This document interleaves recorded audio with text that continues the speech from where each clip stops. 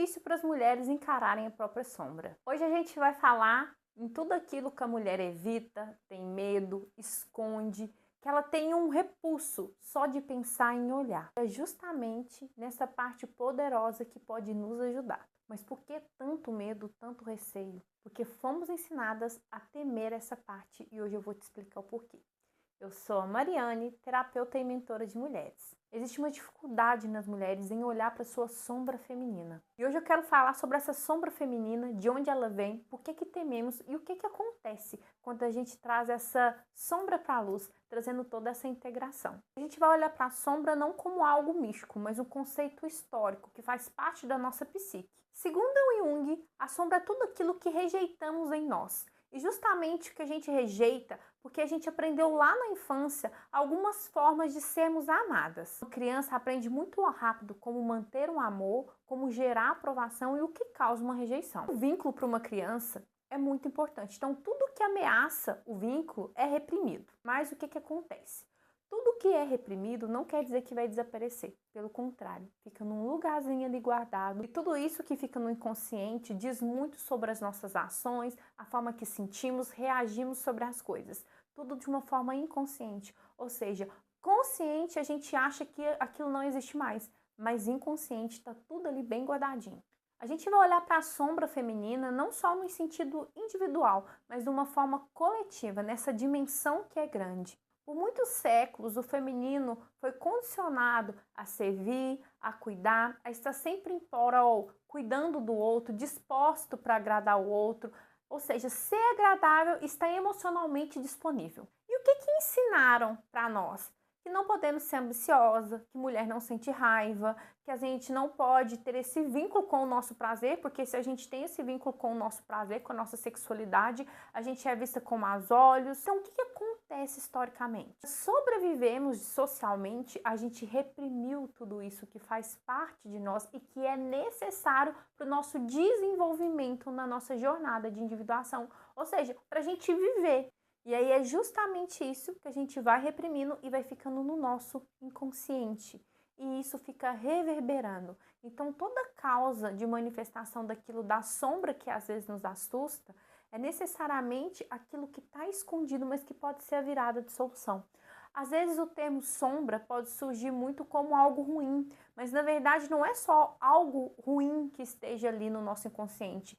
Pode ser tantas questões que geraram feridas, traumas, crenças limitantes, mas também potências, dons, tudo aquilo que pode nos proporcionar um crescimento e potencialidade. A raiva é uma das emoções que a gente mais ouve falar assim: não, você não pode sentir raiva, não, fica calma, calma, calma. Mas a raiva é uma emoção primária que trabalha o limite e a nossa proteção. E é a raiva que pode ser uma impulsionadora de mudança. Então, quando ela é bem canalizada, quando ela é bem compreendida e tem esse diálogo interno entre a mulher e a sua própria emoção, isso pode gerar pontos de mudança. E toda raiva reprimida, ela pode gerar uma autoagressão, uma somatização, ela pode trazer danos para a mulher, tanto para o corpo, mas também para o sistema nervoso. A ambição. Quantas mulheres têm medo de ser chamadas de ambiciosas, de interesseiras?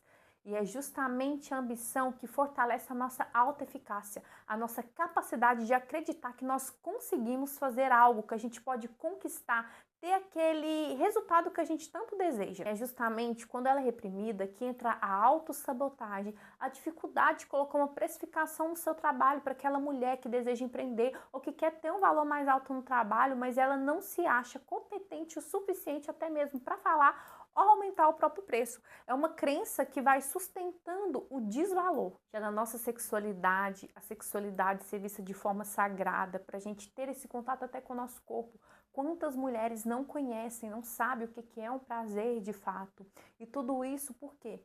Porque fomos ensinadas que o sexo é algo sujo, que a própria sexualidade, o vínculo com o corpo, com o toque, é algo que eram para mulheres que se diziam que trabalhavam em casas noturnas, mulheres que eram vistas como prostitutas. Então, por muito tempo, a sexualidade foi silenciada para as mulheres. Isso também gerou um controle no próprio corpo da mulher. Ou seja, a mulher ela era mais vista como algo para liberar o desejo do outro do que o próprio desejo.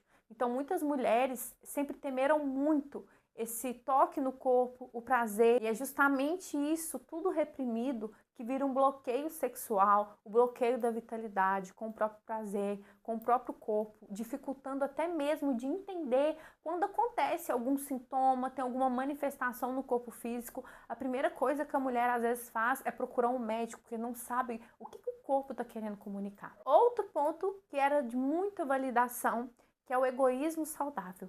A mulher aprender a se priorizar, não ter esse medo, porque foi ensinado que a mulher precisa sempre priorizar o outro. Ela precisa maternar, ela precisa ser mãe, ela precisa estar servindo. Mas esse servir descontrolado é justamente o que vai trazendo essa prejudicação no emocional da mulher, onde encontramos tantas mulheres cansadas, sobrecarregadas, e não apenas um cansaço físico, mas que vai para além do próprio corpo. E quando a gente não integra essa sombra, ela nos governa também pelo escuro. Vem sintomas no corpo, compulsão, explosão, a sobrecarga emocional. O trabalho não é eliminar a sombra, é integrá-la. E o que significa integrá-la?